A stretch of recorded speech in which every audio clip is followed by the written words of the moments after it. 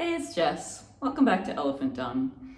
So I had kind of an eye-opening experience yesterday, and I'm sort of speechless. I'm embarrassed. I don't know. It's a weird thing. But I got into non-duality maybe 6 or 7 years ago, and my life really started to change. And I started to focus on this idea of letting go of ego and ego loss and no longer identifying with form and the body and Rupert Spira's blank screen. And I took this really seriously, and I took it to heart, and I do believe that this is the core of the truth of the makings of the universe, and I think these people are actually speaking the truth.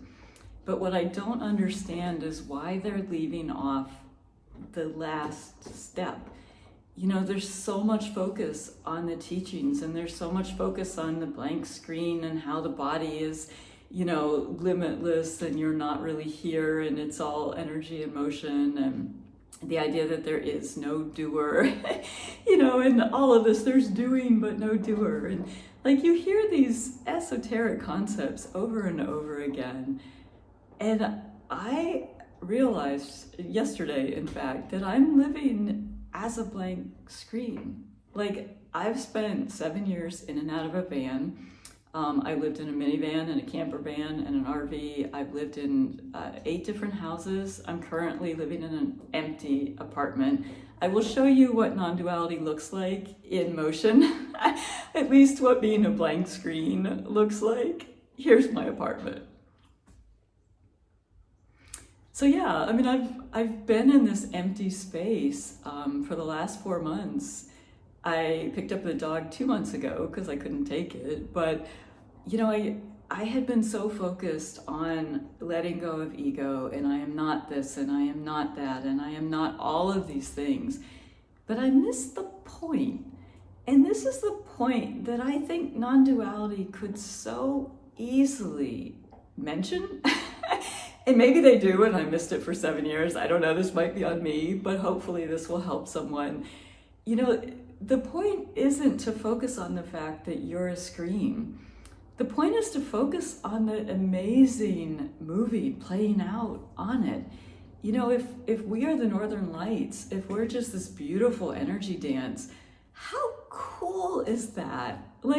Why isn't anybody talking about that? The amazing miracle of what life is, of what all of this dance of energy and motion and awareness and the dance of form, this is so cool.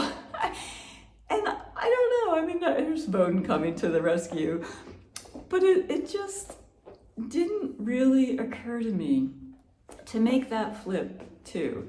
To make that kind of flip from the esoteric blankness or the emptiness that non-duality emphasizes.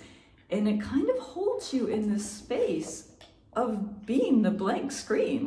Literally, I have become a blank screen.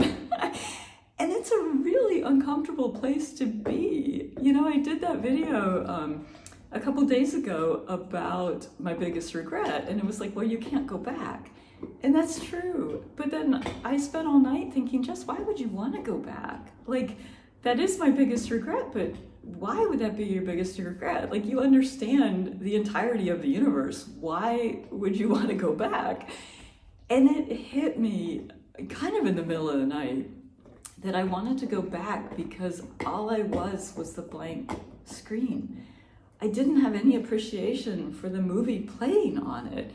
And I don't think non-duality gives you that appreciation. At least it's certainly not emphasized. It might be floating in the ethers. The term loving awareness is out there, but there isn't any emphasis on the loving or the miracle or the amazing events that are playing on the screen. And yes, you don't attach to them, but they're incredible.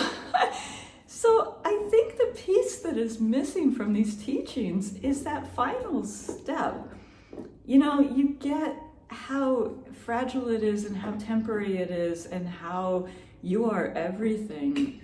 but nobody's really talking about how absolutely amazing it is to be everything and to focus on the movie playing instead of just the blankness of the screen. And, you know, maybe that was my own getting stuck in the mud. I don't know, but I'm sure I'm not alone being stuck in this mud.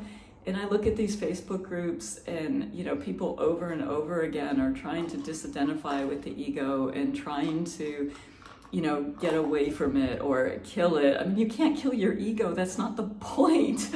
The point is to appreciate how absolutely amazing the ego and the form are, and this entire dance is. Like, it's incredible.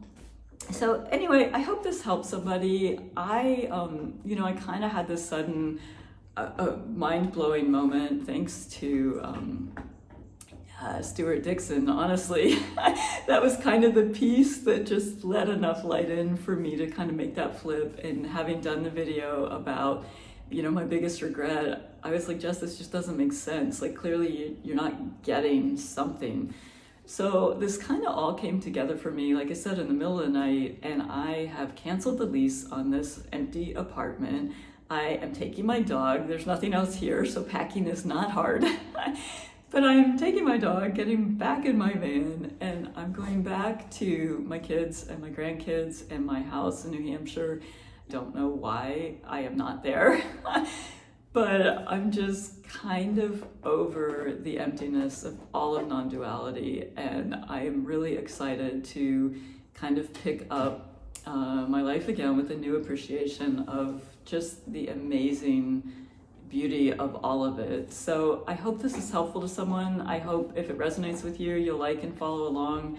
You know, I think there is a need for more teachings here. I don't know why non-duality seems to leave you in an empty void. I feel like that last piece just isn't being emphasized, and maybe I can emphasize that for someone. Or, you know, if this helps you guys, like, let me know, like and subscribe, give me a comment. Otherwise, I'm just out here doing my thing. But anyway, I hope this is helpful, and yeah, until next time, keep rolling.